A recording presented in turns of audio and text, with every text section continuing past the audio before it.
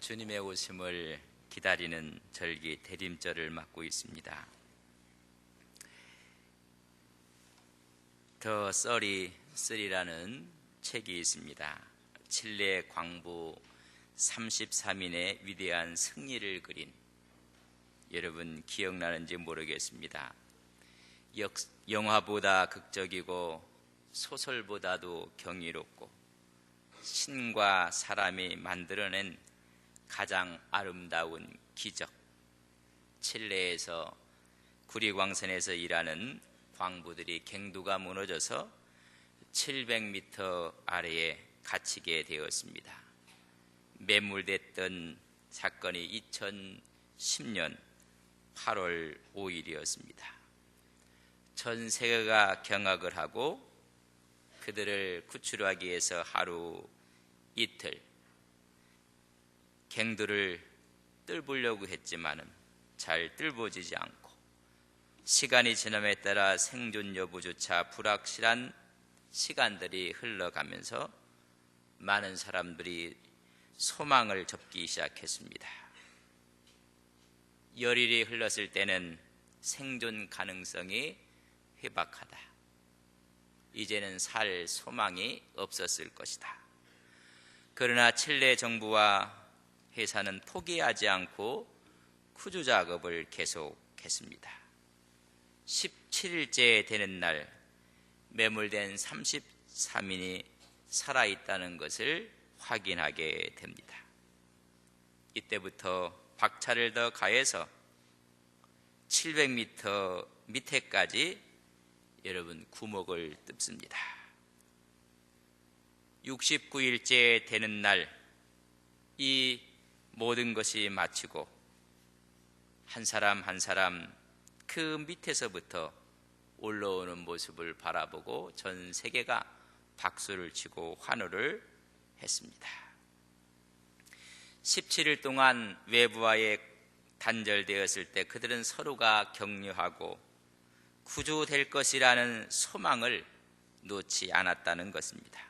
그들은 3계주로 나누어서 평상시처럼 작업도 하고 운동도 하고, 잠잘 때는 불침범을 세워서 혹시 깨어나지 못하는 동료가 없는가 살피고, 부족한 음식을 서로 나눠 먹으며 똘똘 뭉쳐서 삶의 소망을 불태웠다는 것입니다. 그들은 하나님께 기도하고 서로 농담도 하고 서로 격려도 했습니다. 이 33명을 어떻게 구조할 것인가, 온갖 방법과 또한 노력을 다 강구해서 그들이 생각냈던 것이 구멍을 뚫어 원형 캡슐을 그 밑으로 내려 보내자는 것입니다. 원통형 캡슐입니다. 수증기로 구조용 구멍을 뚫고 거기다가 캡슐을 집어넣어서 한 사람 한 사람 올리자는 계획이었습니다. 캡슐의 크기는 66cm, 그 안에 산소 공급기도, 통신 장비, 조명 장치, 안전벨트를 넣어서 그저 한 사람이 간신히 들어갈 수 있는 캡슐을 그 밑으로 내렸습니다. 한 사람씩 한 사람씩 그 밑에서부터 올라왔습니다. 33명 모두가 다 구출되었고 다 살아났습니다. 여러분, 감격적입니다. 그래서 말하기를 영화보다 극적이었고 소설보다 경이로웠던 신과 사람이 만들어낸 가장 아름다운 기적이다. 죽음의 현장에 있는 사람을 구출하기 위해서 원통형 캡슐을 그들이 구상하고 그렇게 구해냈습니다. 하나님이 전 인류를 바라보고 죄의 싹은 사망이라, 죽어가는 인류의 모든 사람들을 위해서 하나님께서 이들을 어떻게 살릴 것인가? 사람들은 철학과 도덕과 윤리와 인간의 힘으로 구원을 얻으려고 했지만은 불가능했습니다. 칠레의 강부에게 캡슐을 내려보내서 저들에게 소망의 도구가 되었던 것처럼 하나님은 인류의 구원을 위해서 구원의 캡슐을 내려 보내신 분이 예수 그리스도이십니다. 그분을 믿음으로 구원을 얻게 하시려는 하나님의 계획이 그들을 구주할 원형형 캡슐이 아니라 구원 열차를 내려 보낸 것입니다. 여러분 혹시 주일학교 때 다닐 때 구원 열차 올라타고 하늘나라 가지요 빵빵, 여러분 혹시 기억나십니까?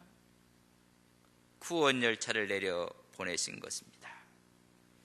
예수 그리스도를 이 땅에 소망의 주로 보내주신 것입니다. 그들은 지하 갱도에서 작업 반장했던 우르주아가 그의 지도 아래 48시간마다 한 번씩 음식을 주었다고 합니다. 이틀에 한 번씩 주는 양이 2스푼 분량의 참치와 쿠키 조각 반 조각, 우유 반컵을 먹으며 우리는 살 소망을 서로가 간직했다는 것입니다.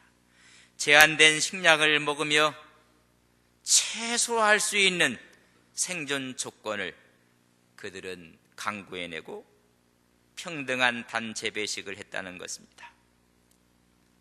서로가 시간을 할애해서 레크레이션을 하고 정신 건강을 유지하기 위해서 프로그램을 만들었다고 합니다. 생존의 비결입니다.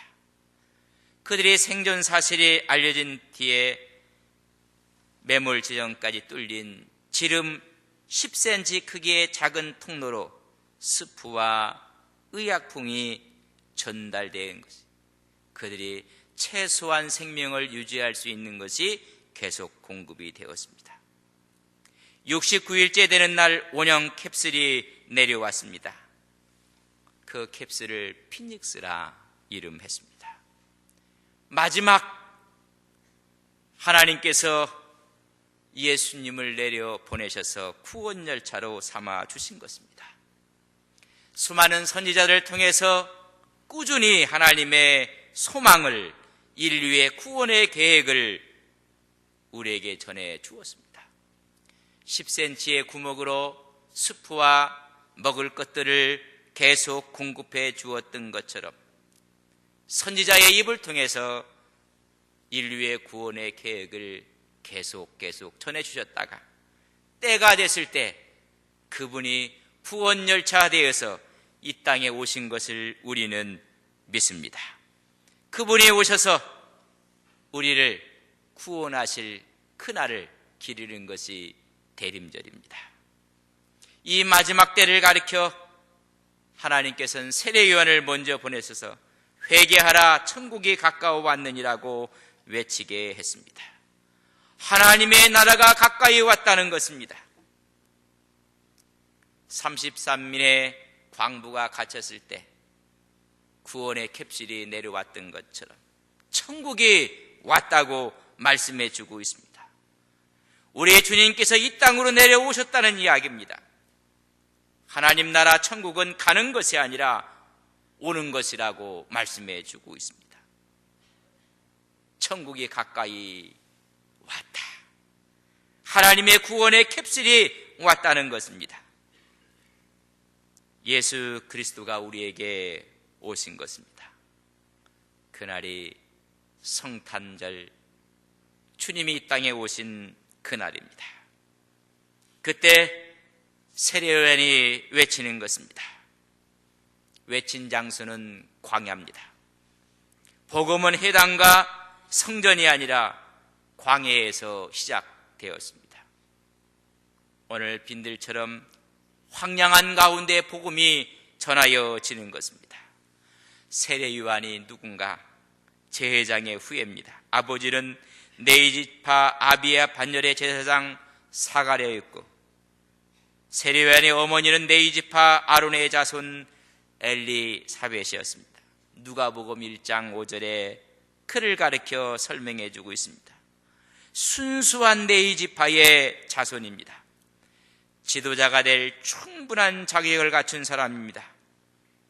대제사장이신 예수 그리스도의 앞길을 예비할 자격을 충분히 갖춘 하나님께 합당한 적임자가 회개하라 천국이 가까이 왔다고 외치고 있습니다. 그는 구약의 마지막 선지자입니다. 예수 그리스도의 출현과 함께 하나님의 나라의 도래와 함께 구약을 마무리 짓는 마지막 선지자였습니다. 메시아를 예비했던 선지자였습니다. 주의 길을 준비한 자였습니다. 우리는 이 구원의 천국 열차가 왔다고 세례요한처럼 우리는 외쳐야 됩니다. 천국이 가까이 왔다. 그를 가리켜서 순수한 네이 지파라고 했습니다. 우리 크리스찬들은 어떤 의미에서 순수한 네이 지파, 영적 네이 지파가 되어야 되는 것입니다. 예수 그리스도가 나의 구주며 그분을 내 마음에 모시고 나서 나는 죽고 내 안에 그리스도가 사셨다고 고백하는 자들마다 영적인 네이 지파입니다. 무늬만 있는 것이 아니라 그 내용이 예수 그리스도로 가득 채워진 사람들을 말하는 것입니다. 이렇게 소망을 외쳤던 세례 요한의 모습은 오늘 4절에 말씀해주고 있습니다. 그의 옷차림은 너무나 검소했습니다. 약대 털옷을 입었고 허리에는 가죽띠를 띄었다고 했습니다. 약대 털옷은 고행을 하는 사람 거친 옷을 말합니다. 허리에 띠를 띄었다는 것은 굳은 결심에 찬 사람처럼 의지를 강하게 불태우고 있다는 것입니다. 그의 음식은 아주 간결하였습니다. 메뚜기와 석청을 먹었다고 했습니다. 정한 것이었고 너무나 검소한 것이었습니다. 그러나 그의 힘은, 그의 외침은 힘이 있었습니다. 회개하라, 천국이 가까웠다고 외치고 있습니다. 회개의 세례를 외쳤을 때 온 사람들이 다 나와서 세례를 받고 그리스도를 구주로 받아들입니다. 죄의 고백은 언제나 거룩한 결심이 따라오게 마련입니다. 그런데 이때 형식적이고 외식적인 사람들이 다가오는 것을 보고 세례 요한은 힘주어 말하고 있습니다. 독사의 자식들아. 오늘 우리는 평화를 기다리며 이 말씀을 깊게 묵상을 해봐야 하는 것입니다. 이렇게 책망을 받은 사람들은 바리새인들과 사두개인들이었습니다. 여러분, 바리새인이 누구고 사두개인이 누굽니까? 바리새인들은 바리새에서 나온 이야기인데 파라시에서 나온 말입니다. 이 파라시는 구별하다, 분리하다는 뜻을 갖고 있습니다. 신앙의 세속화를 방지하고 정결한 삶을 살겠다고 오히려 좋은 의도에서 출발한 사람들이 바리새파입니다. 그러나 이런 태도가 점점 세월이 지나가면서 내면보다는 외면과 형식에 치중을 하고 말았습니다.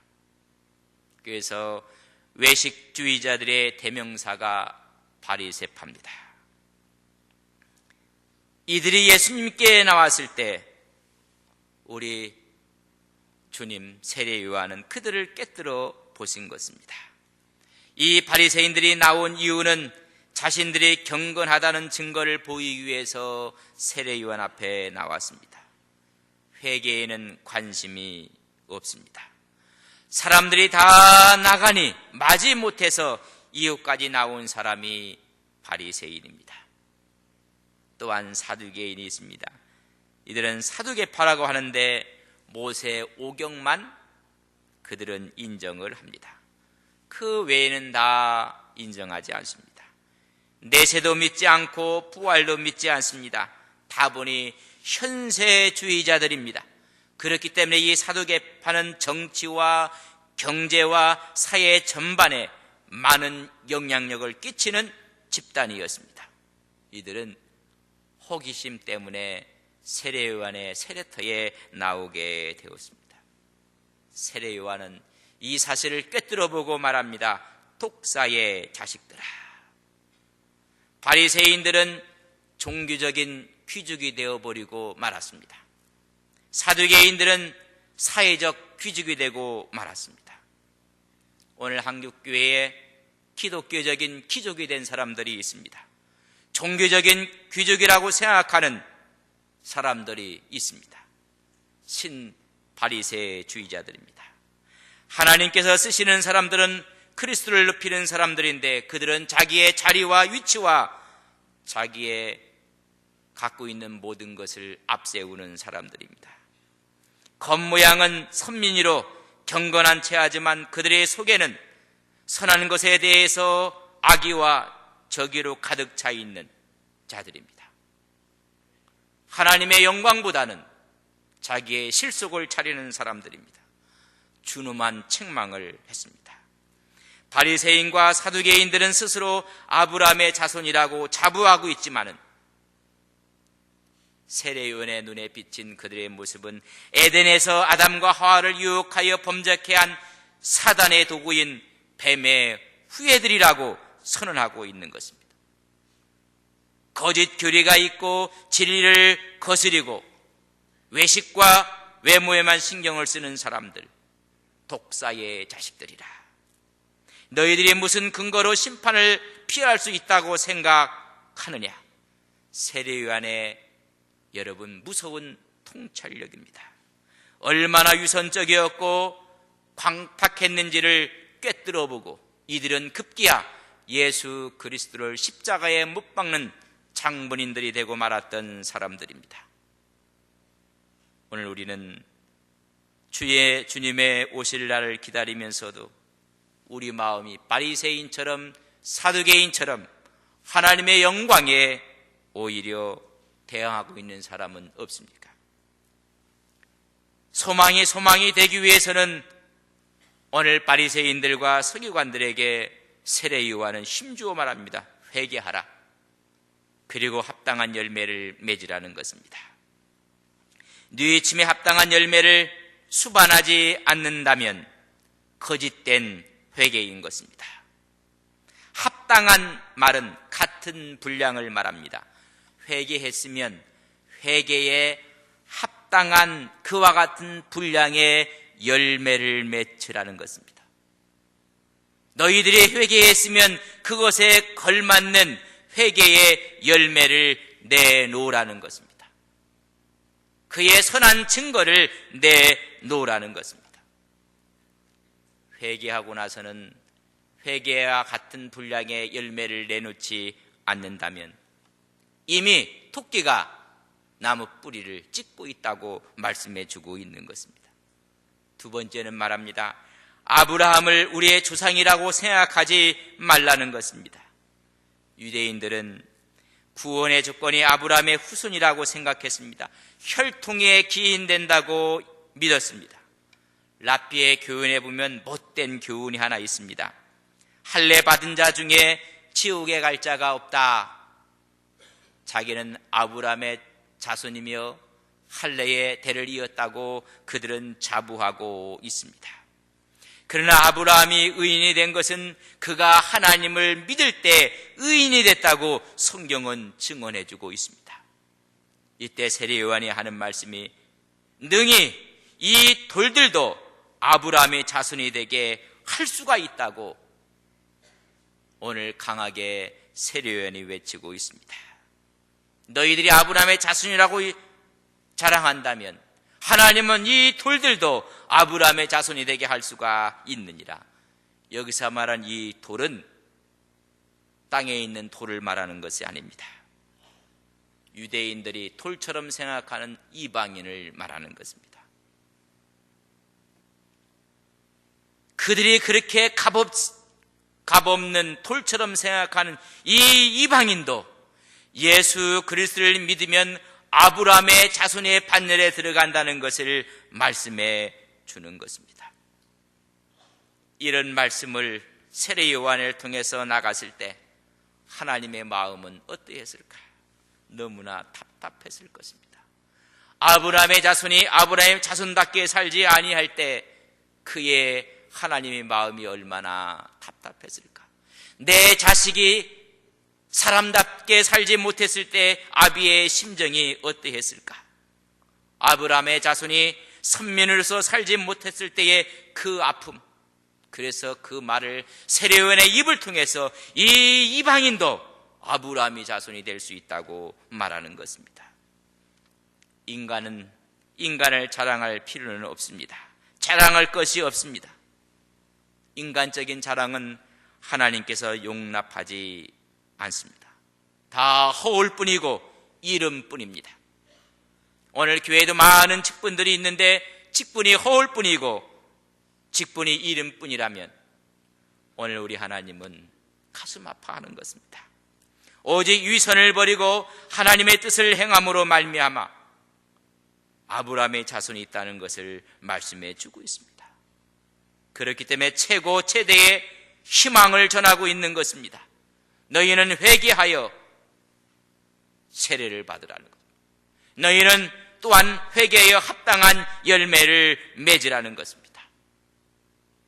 백성들에게는 회개하여 세례를 받고 너희들이 자랑하는 사두개인들, 바리새인들은 회개하여 회개에 맞는 열매를 내놓으라고 말씀해 주고 있습니다. 오늘 세상 사람들에게 세례요한이 외친다면 회개하라, 그리고 천국이 가까웠으니 세례를 받으라고 말할 것입니다. 오늘 믿는 크리스찬들에게 세례요한이 외친다면 회개하고 합당한 열매를 내놓으라는 것입니다. 내가 신앙인으로서, 내가 예수 믿는 사람으로서, 내가 재직이로서, 내가 중직이로서 하나님께 선한 열매를 내놓으라는 것입니다. 그런 소망을 지금 말씀해 주고 있는 것입니다. 내 뒤에 오시는 이는 성령과 불로 너희에게 세례를 주실 분, 구원의 메시아, 우리의 소망의 메시아를 너희들이 고대하라는 것입니다. 요한의 세례는 성령 세례와 구분이 됩니다. 요한의 세례는 앞으로 올 성령 세례를 예비적으로, 상징적으로 주어지는 의미가 있습니다. 요한의 세례는 모든 죄로부터 깨끗해됨을 상징하고 있습니다. 요한의 세례는 성별과 헌신을 상징합니다.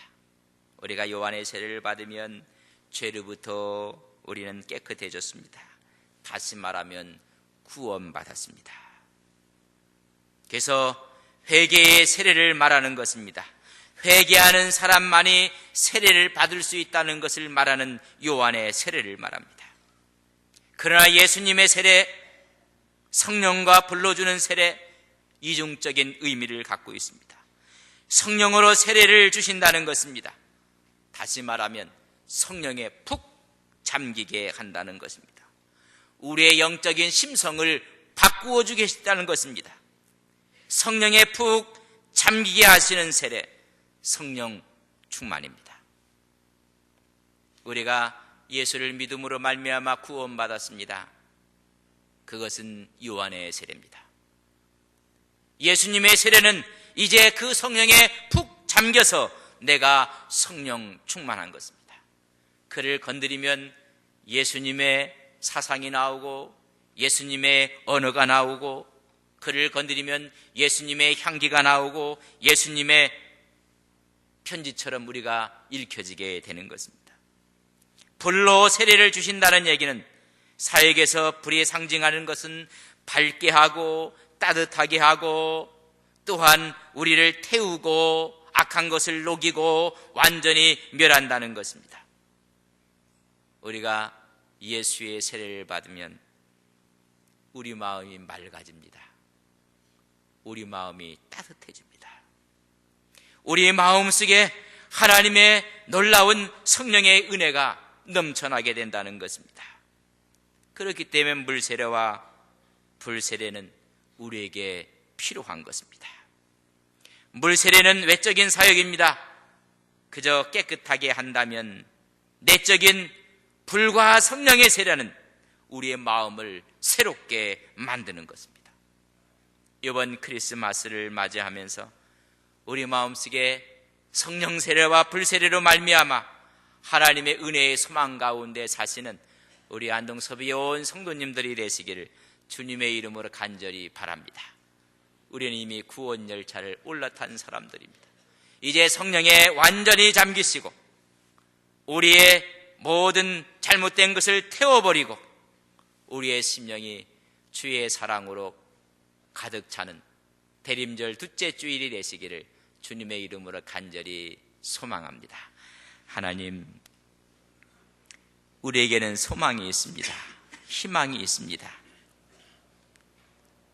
칠레 광부 33인이 69일 만에 원통형 캡슐을 타고 그들은 다 구조되었습니다.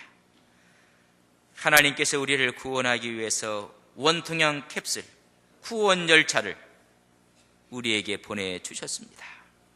하나님, 영원한 소망 되신 주님과 함께 주님의 구원 열차에 올라타고 이제는 주님이 오신 그날을 바라보며 성령과 불 세례로 말미암아 우리로 인해서 이 세상 앞에 천국이 가까이 왔다고 외치는 하나님 소망의 메신저들이 되게 하옵소서. 하나님, 우리 심령 가운데 이 시간에도 성령과 불로 임하시는 주님 앞에 우리가 거듭나게 해주시고 새롭게 해주셔서 이번 크리스마스를 맞이하는 우리 마음속에 뜨거운 하나님의 은혜가 넘쳐나게 하옵소서. 예수님의 이름으로 기도 올리옵나이다. 아멘.